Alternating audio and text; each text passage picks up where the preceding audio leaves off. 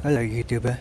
Today I'm gonna teach you how to clean your sensor for your DSLR. Um, Whether you have an APS-C or a full frame, doesn't matter. So right here I'm gonna have to show you how to open the mirror.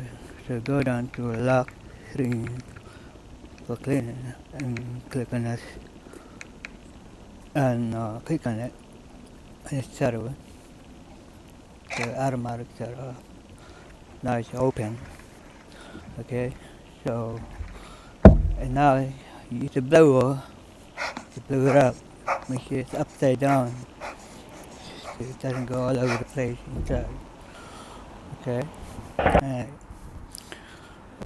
Okay, so here we go. So make sure you put the liquid in it. One drop only. Okay, so right now, what I'm going. So what you're gonna do is to swipe it sideways.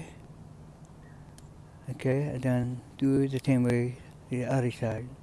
One time the other side, and then same thing in the other side. Okay, so don't repeat it, and that's it. Simple.